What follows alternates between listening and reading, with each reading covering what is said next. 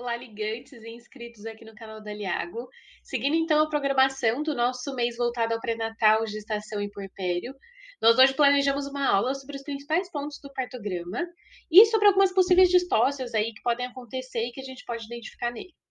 Durante a aula, a gente vai revisar alguns pontos importantes para o entendimento do assunto, mas você não precisa se preocupar, porque todos esses assuntos vão ser abordados lá no Sequencial 5 e essa aula vai ficar aqui gravada no YouTube e você sempre pode voltar nela para rever. A primeira coisa que a gente vai fazer então é definir o partograma. Ele é um documento obrigatório que faz parte do prontuário da parturiente e é uma representação gráfica do trabalho de parto e do parto. Ele é muito fácil de preencher, muito fácil de ser interpretado e ele vai permitir a identificação de anormalidades na evolução da dilatação cervical e da descida da apresentação fetal, o que vai ajudar a gente na tomada de condutas apropriadas e também vai evitar que a gente faça intervenções desnecessárias. Aqui cabe então uma rapidíssima revisão sobre os períodos clínicos do trabalho de parto. Ele é dividido em 4 fases. A primeira, que é a dilatação, ela vai ser dividida em fase latente e fase ativa. Mas a gente vai voltar nesse período daqui a pouco. A segunda fase, então, que é a expulsão, que vai começar quando a dilatação estiver total, ali nos 10 centímetros, e vai terminar com a liberação da cabeça, dos ombros e do corpo do recém-nascido. Aqui, essa fase também é dividida em 2 fases, que é a fase passiva e a fase ativa. A gente passa, então, para o terceiro período, que é o período de dectação. Ele vai se iniciar imediatamente após o nascimento do recém-nascido e vai terminar com a liberação da placenta de suas membranas. E aí, no quarto período, que também é conhecido como o período de Greenberg, a gente vai estar falando ali daquela primeira hora após o parto. Mas o que importa mais para a gente aqui é a fase de dilatação, principalmente dentro da fase ativa. Existe uma nova classificação. As bibliografias anteriores falavam de 3 a 5 centímetros, mas hoje a classificação diz que a fase ativa se inicia quando a dilatação estiver em 5 centímetros. A gente vai falar então de contrações regulares, de 2 a 3 contrações a cada 10 minutos, de intensidade média de 40 a 50 milímetros de mercúrio. Tá, agora a gente consegue saber certinho quando preencher esse partograma. Ele vai ser preenchido em toda gestante que esteja em trabalho de parto natural, desde que esteja na fase ativa do trabalho de parto. Tá, daí você vai me perguntar assim: e se a paciente chegou, ela foi internada e ela ainda está na fase latente, que é ali antes dos 5 centímetros? Esses 5 centímetros tem alguma variação, mas a gente vai ver mais para frente. E aí, como que a gente vai fazer? A gente vai evoluir no prontuário, mas não vai anotar no partograma. A gente só começa a anotar no partograma quando essa parturiente entra no trabalho de parto ativo. Aí existem algumas exceções também, que a gente não vai preencher o partograma no trabalho de parto. Isso vai acontecer se essa gestante já chegar no período expulsivo, então ela vai estar com a dilatação completa de 10 centímetros, com a cabeça do nenê já avançada ali no plano mais 3 de Deli. Ou então, quando for feita um parto que não é natural, uma cesárea. Pode ser por indicação ou pode ser por pedido da gestante. Aí a gente não usa o partograma. Agora a gente vai entender um pouco da estrutura desse partograma. Mas antes de passar para a estrutura em si, eu quero lembrar vocês que existem variações. Existem variações quanto ao cabeçalho, a identificação, alguns formatos, logo, e aí vai depender do serviço que você tá. Geralmente o serviço vai te prover esse partograma e ele vai ter as explicações de como deve ser preenchido a critério de onde você está. Tudo começa com a identificação. No cabeçalho vai ter a identificação e aqui contém informações super importantes, como o nome da paciente, o número do prontuário, a data de admissão, a hora de admissão, o que é muito importante para a gente ver o progresso que está indo esse trabalho de parto. Também vai ter a hora de ruptura de membranas, também tem o número de gravidezes, abortos, paridade, número de cesarianas, todas informações muito importantes. Depois disso, a gente passa então para a frequência cardíaca fetal, que vai ser medida e pintada nesses quadradinhos a cada medição. Aqui embaixo tem a sigla LA, que quer dizer líquido amniótico. Para o líquido amniótico, a gente vai preencher então como que está esse líquido. Ele pode ser CS, um líquido claro sem grumos, CG, um líquido claro com grumos, M, que é líquido meconial, e S, se é sanguinolento. Para a bolsa, a gente também vai preencher se ela é I, íntegra, se ela é AT, que ela é rompida com o uso de amniótomo, ou se ela é RA, bolsa rota por acaso.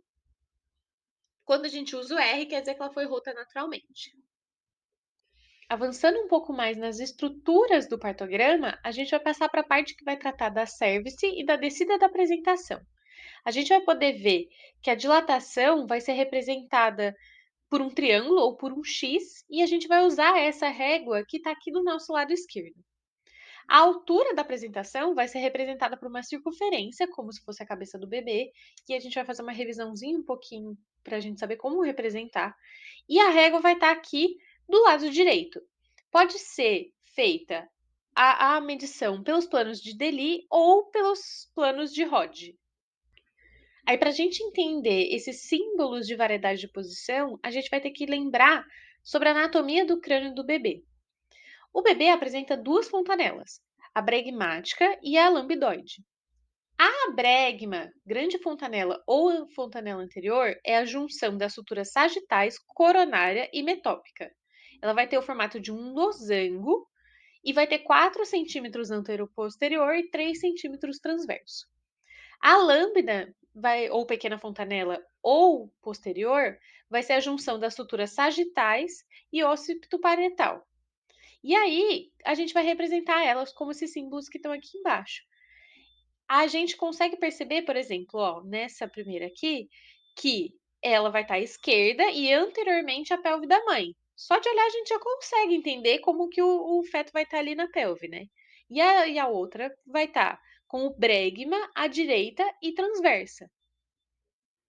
Aqui eu quero deixar claro que a gente não vai estar revisando nada sobre pelve verdadeira, pelve falsa, todos aqueles diâmetros, os movimentos que o feto faz. Aqui é só o que for necessário para a gente entender todas essas representações gráficas ali do partograma.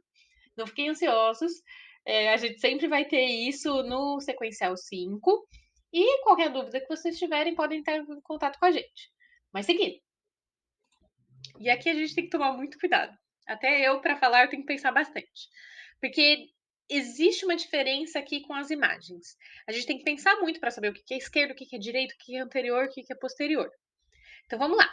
Quando a gente vai desenhar os símbolos dentro dessas bolinhas, lá no cartograma, a gente desenha considerando que a gestante está em posição ginecológica e a gente está de frente para ela. E aí, quando a gente vai dar nome a essas posições, a gente vai colocar nessas delimitações dessa imagem aqui. E como que isso vai ocorrer? A gente vai olhar da cabeça aos pés, é como se a gente estivesse de cima, e como se ela tivesse de barriga para baixo. Olha, vocês podem reparar que a sínfise pública está aqui embaixo, enquanto o sacro está ali em cima. E a gente tem sempre que pensar nessa posição. Dá uma pausa e tenta entender. E aí, revisando só mais um pouquinho de estática fetal, a gente vai lembrar que a situação vai ser a relação entre o maior eixo fetal e a cavidade uterina. Na maioria das vezes, o feto é longitudinal. E aí, alguns vão ser transversos, outros oblíquos.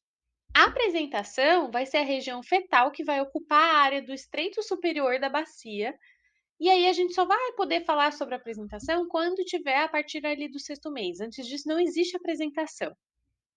Entendendo a anatomia cefálica do feto, a gente consegue entender também a atitude dele na hora de passar ali pela pelve. A atitude é a relação das partes fetais entre si dentro do útero. Ela pode ser cefálica fletida, que é essa A, cefálica defletida de primeiro grau, que é a bregmática, que é a B, de segundo grau, que vai mostrar a fronte, que vai ser essa C, e de terceiro grau, que vai apresentar a face, que é a D. Agora sim a gente consegue entender a altura de apresentação, que a gente vai colocar lá naquele gráfico. Primeiro a gente vai falar sobre os planos de Deli, que são mais usados, e depois a gente trata do Rod, que é menos usado e um pouquinho mais difícil. O plano de Deli, ele vai ser graduado de números -5 até +5. O zero é o marco que vai estar ali no plano do diâmetro da espinha ciática. Acima são os números negativos que vão ser graduados de 1 em 1 centímetro até o 5. E para baixo vão ser os números positivos de 1 em 1 centímetros até o 5 também. E a partir daí a gente consegue perceber o quanto esse bebê está encaixado ali na pelve. A mesma coisa com os planos de Hodge, a única coisa é que ele é um pouquinho mais difícil de você pensar como ele é traçado. O primeiro plano vai ser traçado do promontório até a síntese púbica. O segundo plano vai ser da junção da segunda vértebra sacral até a borda inferior da sínfise púbica. O terceiro plano vai ser ali na altura dos espinhos ciáticos, como se fosse o plano zero de Deli.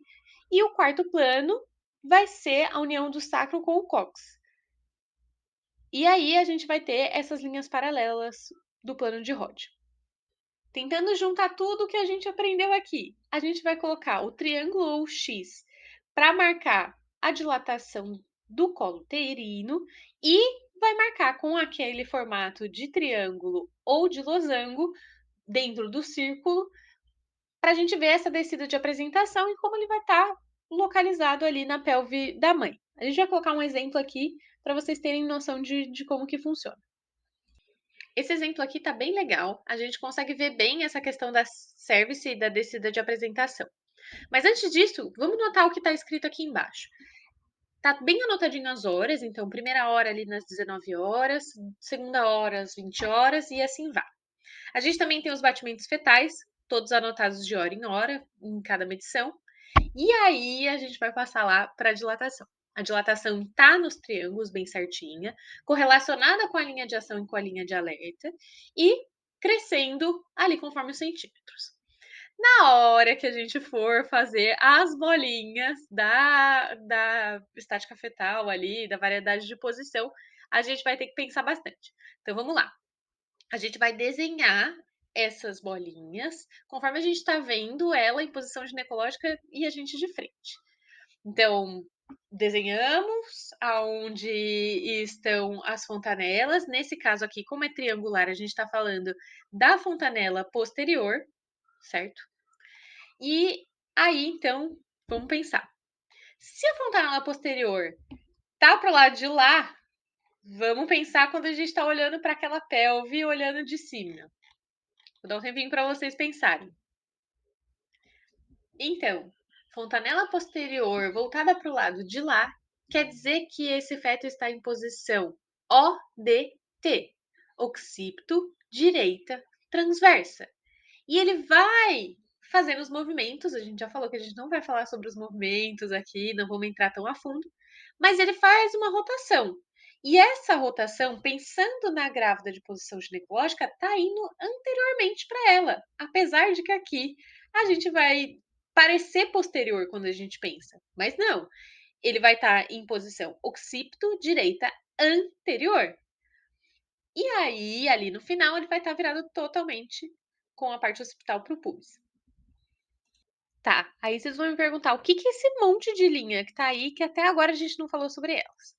A gente consegue perceber na horizontal uma linha que está escrito fase latente, então a gente já sabe o que que ela vai mostrar para nós. E uma na vertical que vai mostrar a fase ativa. O que que quer dizer isso?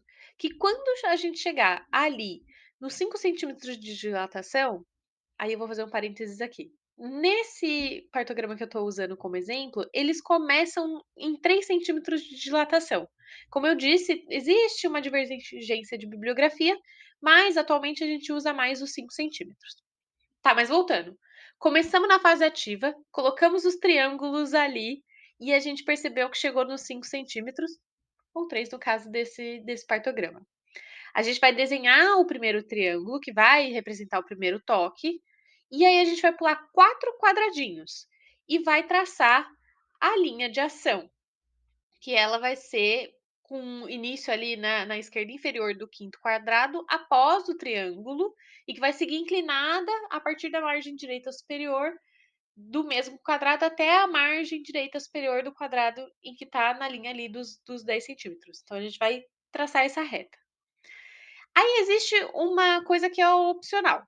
Não é obrigatória, mas é bom você sempre traçar a linha de alerta, que é a linha que vai do primeiro quadrado após esse triângulo paralela à linha de ação.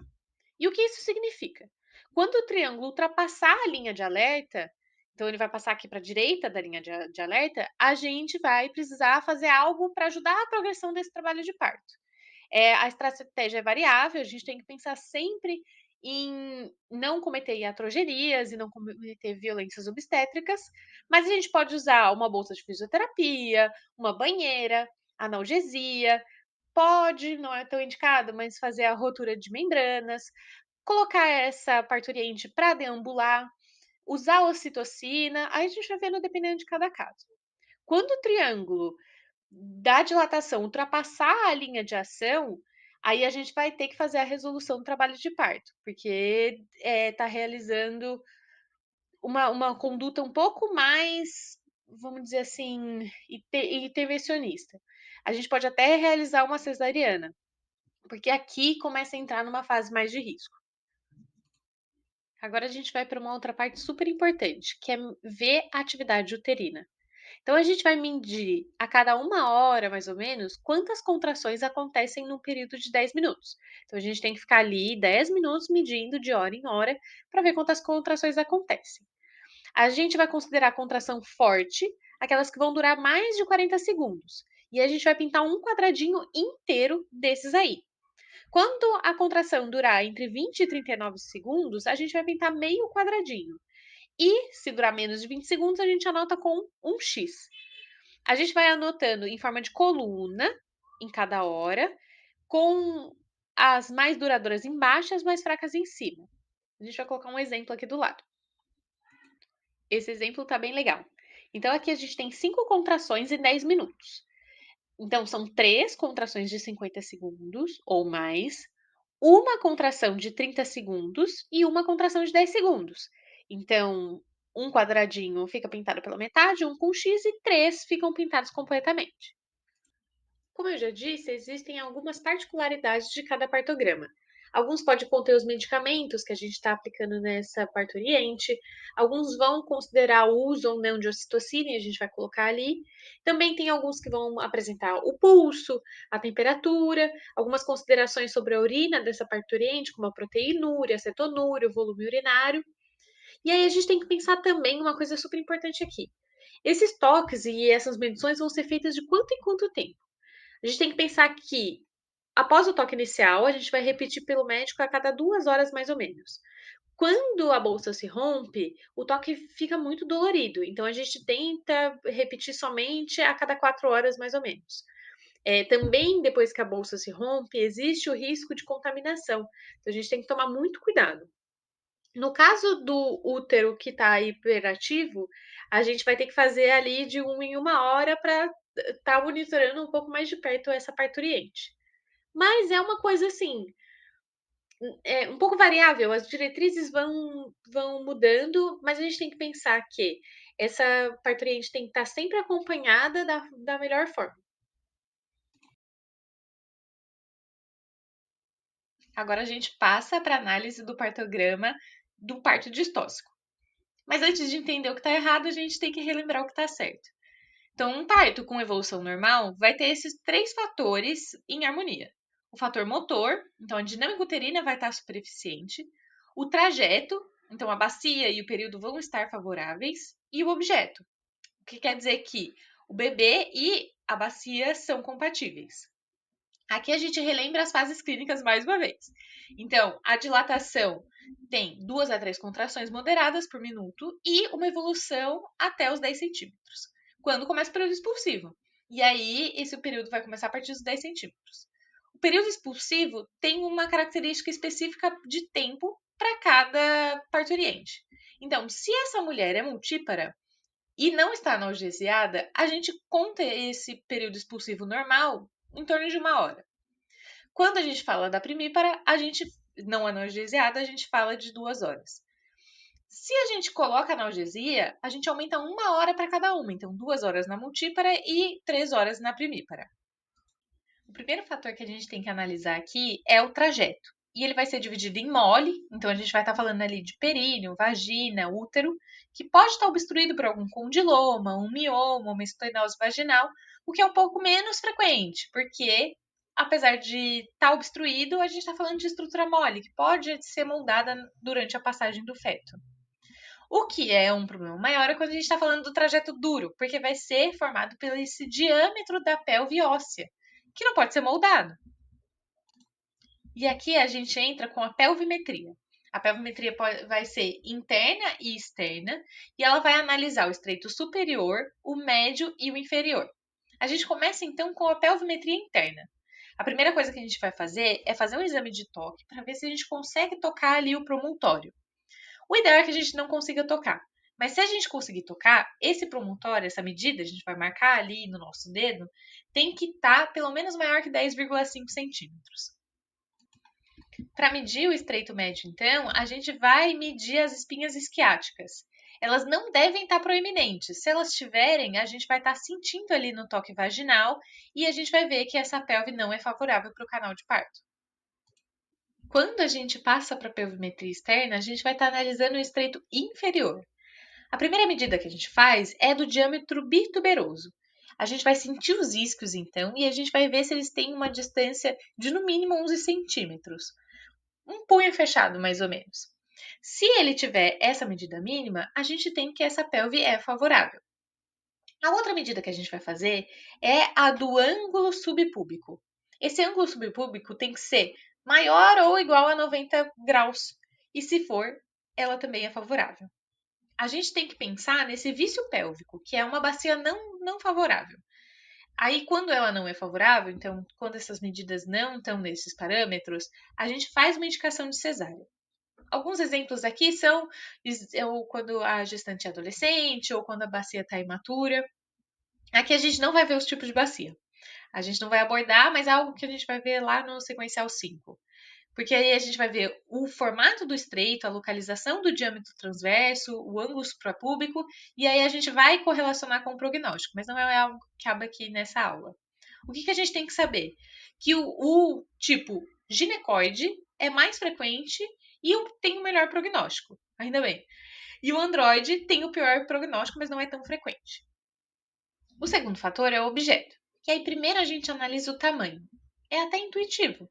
Se o bebê for muito grande para a pelve materna, ele não vai conseguir passar.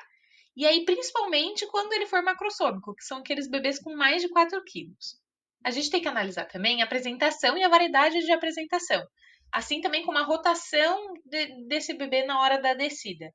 Então, se acontecer uma distócia de ombro ou uma distócia de rotação, a gente pode até fazer a tentativa de usar os fórceps. Só que não são manobras que a gente vai falar aqui nessa aula. O que a gente tem que pensar nesse fator é qual é o tamanho e como está se apresentando. E o último fator é o motor. A gente tem que ver se essa contração está adequada. Se ela estiver inadequada, a gente tem um problema do fator motor. E aí, para isso, existe uma classificação, que é a classificação de Goff, que vai ver essa distocia funcional. E aí ela é classificada em hipoatividade, pode ser primária, então essa mulher nunca entrou em contração nem dilatação. Ou secundária, ela já entrou em franco trabalho de parto, mas a dilatação parou e as contrações começaram a diminuir. A outra categoria é a hiperatividade, que pode ou não ter obstrução, mas a contração vai estar ok. Aqui a gente tem que começar a tomar cuidado com a taxistolia e com a ruptura uterina. E aí tem a hipertonia. Então, essas contrações estão mais tônicas e pode estar acontecendo em casos de taxistolia, em superdistensão ou descolamento prematuro de membranas. É legal lembrar aqui que, para a classificação de Goff, a gente trata a hiperatividade como uma distócia funcional.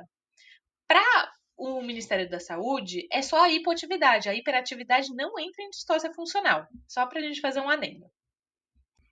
Aí a maior dica que eu dou para vocês agora é: olha sempre para o triângulo primeiro. Não está evoluindo legal? Olha para o triângulo. Se o triângulo está ali mostrando uma dilatação menor que 10 centímetros, a gente sabe que é uma distócia de dilatação, que está relacionado com o primeiro período.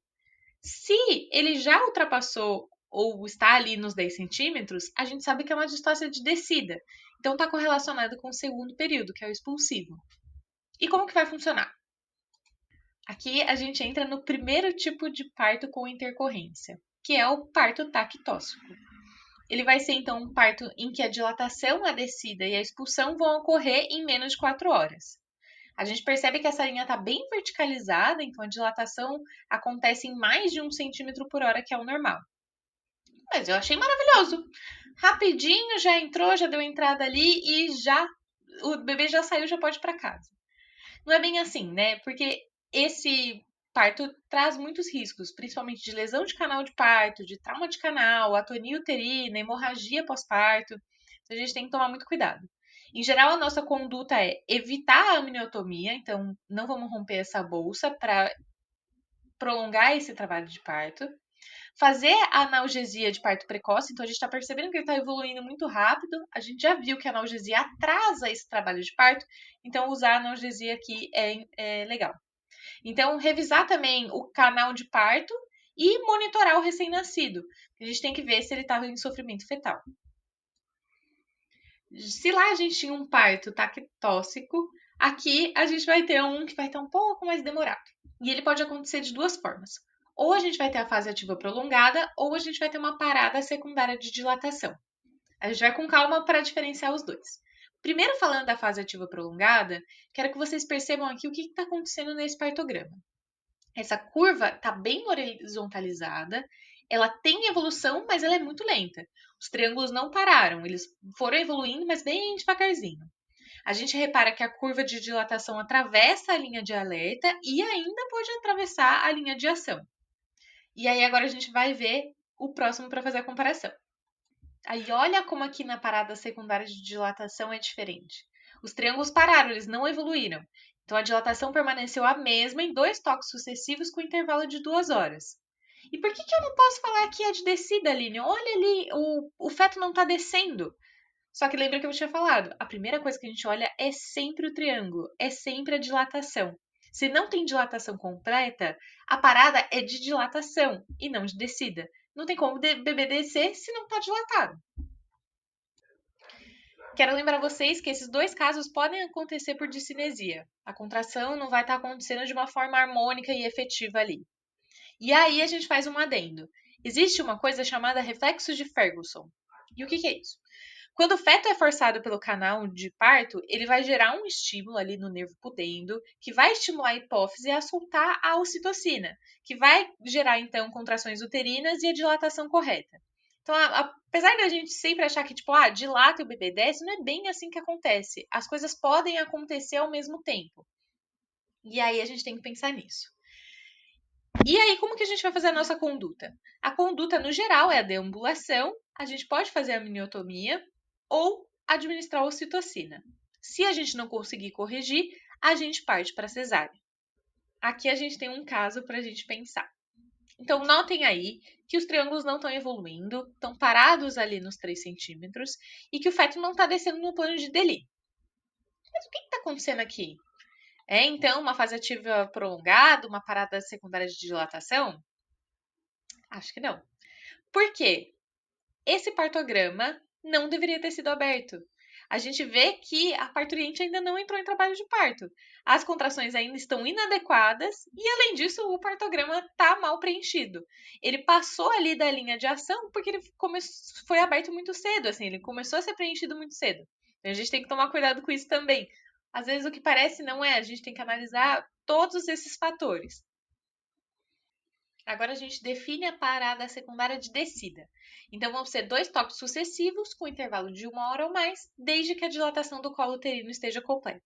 Como eu disse, a gente olha sempre o triângulo antes. O triângulo aqui já chegou nos 10 centímetros. E aí que a gente passa a olhar a posição do feto. Nesse caso aqui, a gente está pensando em mais ou menos 2 horas. Esse feto não desceu ali no plano de Deli. Então a gente começa a pensar numa distócia de ombro, numa desproporção cefalopélvica. E o mais importante aqui é a gente pensar nessa conduta. Não existe o que fazer a não ser encaminhar essa gestante para a cesariana. Por quê? O canal de parto está perfeito, está rolando tudo bem, mas alguma coisa, vamos dizer de uma forma fácil assim, travou. E aí a gente tem que correr para a cesariana, porque não tem como esse parto continuar. Aqui no período expulsivo prolongado, a gente destaca duas coisas. Em primeiro o tempo de tolerância do período expulsivo. Aí vocês voltam lá naquele slide que a gente vai falar qual é o tempo de tolerância para multíparas, para primíparas, com ou sem analgesia. O que a gente tem que pensar aqui é que o feto não está parado. Ele está descendo e está descendo devagar. O que é importante a gente olhar também é se ele não está em sofrimento. Então, essa monitoração é muito importante. A contração pode estar ineficiente, o tamanho fetal ou a apresentação pode não ser compatível, pode acontecer algum assincletismo, e aí a conduta é diferente. A gente pode usar o forceps, porque esse bebê está descendo, ele só precisa de ajuda. É diferente de quando a gente vê lá a parada secundária de descida, né? Ou a gente pode orientar a deambulação, uma amniotomia, uma ocitocina. Se não corrigir, a gente encaminha para cesárea. Agora eu vou falar da parte que eu tô mais animada, que é a parte do desafio. A gente formou um desafio composto por 4 casos clínicos e aí vocês vão ter que preencher o partograma. Os casos vão ser disponibilizados previamente lá no grupo do WhatsApp e o link do Forms. E aí, como que vai ser? A gente também vai disponibilizar o partograma a ser preenchido, um partograma modelo vazio. Vocês vão ler os casos, pensar, raciocinar, vão preencher e aí cabe a vocês. Se vocês querem preencher em forma de PDF, no Paint, ou se vocês sabem mexer em coisas que eu não sei tecnológicas e conseguem fazer de outra maneira. Se quiserem imprimir, fazer à mão, tirar uma foto e colocar, o nosso Forms vai aceitar qualquer formato de documento. E aí, então, na hora você vai abrir o Forms, fazer o upload desses 4 partogramas que você preencheu. E aí, além disso, vai ter uma outra pergunta ali embaixo para cada sessão e para cada um dos casos. A gente vai postar o gabarito depois da data limite e aí a gente vai corrigir cada caso de cada pessoa e a gente vai pontuar. Esse partograma tem que estar postado e preenchido de forma correta e tem que estar claro ali como é que tá. E aí a gente vai fazer um ranking segundo essa pontuação. Aí tem uma coisa diferente aqui. Eu notei que toda vez que vai ter algum desempate, o pessoal que está em fase menos avançada sempre perde para quem tem mais avançado, tá mais avançado no curso, né? Mas aí é que eu quis fazer diferente. Eu quero dar um mérito para quem está mais para trás e se esforçou e conseguiu preencher o partograma de uma forma melhor. Então, se acontecer algum empate, a gente vai dar prioridade para quem está na fase menos avançada. E aí, com o prêmio, a gente vai ter um livro físico sobre aleitamento materno, da editora Manoli.